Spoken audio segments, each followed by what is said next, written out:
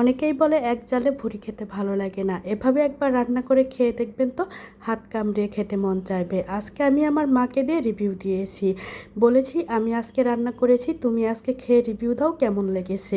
লেবুটা যখন চিপড়িয়ে নিচ্ছিল মনে হচ্ছিল যেন লেবুর সাথে যুদ্ধ করতেছিল।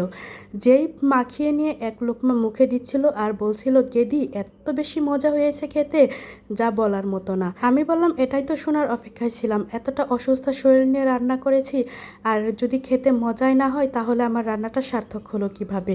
তাহলে চলুন রান্নার পুরোটা ভিডিও দেখে নেওয়া যাক।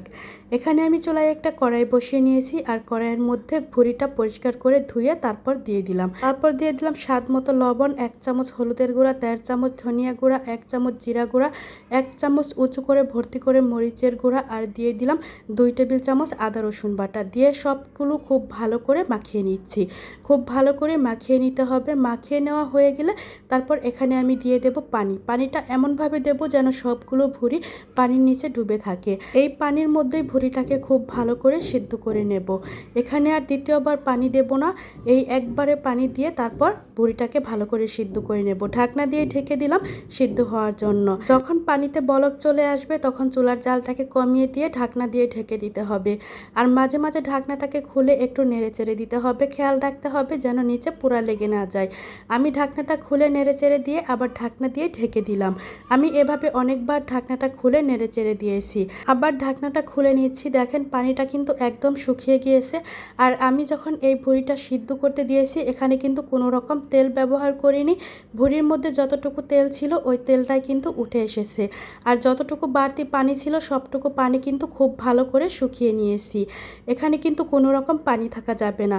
তারপর চুলায় আমি আরেকটা কড়াই বসিয়ে দিয়েছি। কড়াই বসিয়ে দিয়ে তারপর এখানে আমি একটু বেশি করে তেল দিয়ে দিয়েছি। তারপর এখানে দিয়ে দিচ্ছি গরম মশলা, দিয়ে দিলাম এলাচ, দারচিনি, তেজপাতা, লবঙ্গ আর 3-4টা শুকনো মরিচ দিয়ে তারপর এগুলোকে ভেজে নিচ্ছি। খুব সুন্দর একটা ফ্লেভার বের হওয়া পর্যন্ত ভেজে নেব। আর এগুলো ভাজার সময় চুলার জালটাকে কিন্তু আমি মিডিয়াম হিটে রেখেছি। এখন চুলার জালটাকে বাড়িয়ে দিয়ে এখানে আমি পেঁয়াজ, রসুন আর কাঁচামরিচ এগুলোকে একটু মোটা মোটা করে কেটে তারপর দিয়ে দিলাম। অবশ্যই এগুলো আমার মা কেটে দিয়েছে। আজকে আমার শরীরটা অনেক বেশি অসুস্থ ছিল, তাই সব কিছু আমার মা রেডি করে দিয়েছে, আমি শুধু রান্নাটাই করেছি।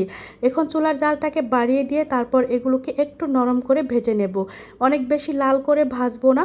পেঁয়াজটা যখন একটু নরম হয়ে আসবে তখন এখানে সিদ্ধ করে নেওয়া এই ভুঁড়িগুলো দিয়ে দেব। ভুঁড়িগুলো দিয়ে তারপর চুলার জালটাকে বাড়িয়ে রেখে অনবরত নেড়ে চেড়ে ভেজে নেব। পেঁয়াজটা যদি প্রথমেই আমি লাল করে ভেজে নিতাম তাহলে এই ভুঁড়িটার সাথে ভাজার সময় পেঁয়াজ রসুনগুলো পুড়ে যেত। তাই পেঁয়াজটা প্রথমেই হালকা একটু ভেজে নিতে হবে যাতে এই ভুঁড়িটা ভাজার সময় পেঁয়াজটা পুড়ে না যায়। এখন এই ভুঁড়িটাও ভাজা হবে, সাথে পেঁয়াজ রসুন আর কাঁচামরিচটাও ভাজা হয়ে যাবে। এভাবে চুলার জালটাকে বাড়িয়ে রেখে ভেজে নিতে হবে। এতে করে খুবই সুন্দর একটা কালার চলে আসবে। দেখতেই পাচ্ছেন কত সুন্দর একটা কালার চলে এসেছে। আর এটা খেতেও যে এত বেশি মজার হয়েছিল যা বলার মতো না। আমার বাসার সবাই খেয়ে খুব প্রশংসা করেছে। আপনারাও একবার হলেও এভাবে খেয়ে দেখবেন, এটা খেতে অনেক বেশি মজার হয়। আমার এখানে এই ভুঁড়িটা ভেজে নেওয়া হয়ে গেছে। আমি এখন আপনাদেরকে নামিয়ে পরিবেশন করে দেখাচ্ছি। দেখতেই পাচ্ছেন কত সুন্দর একটা কালার চলে এসেছে। দেখে মনে হচ্ছে যেন 2 প্লেট ভাত খেয়ে নেওয়া যাবে। এটা রুটি, পরোটা, ভাত যে কোনো কিছুর সাথেই খেতে পারবেন, খেতে অনেক বেশি মজার হবে। আমার কাছে মনে হয়েছে এটা ভাতের থেকে রুটি পরোটার সাথে খেতেই অনেক বেশি ভালো লাগবে। আর আজকে আমি অসুস্থ থাকার কারণে আমার খেতে ভালো লাগতেছিল না, তাই মাকে দিয়েই রিভিউ দিলাম। মা খেয়ে তো অনেক বেশি প্রশংসা করলো। আর আমার কাছেও অনেক বেশি ভালো লাগতেছিল যে আমার মায়ের কাছে এত বেশি ভালো লেগেছে। ভিডিওটি ভালো লাগলে লাইক, কমেন্ট, শেয়ার করে পাশে থাকবেন। ধন্যবাদ।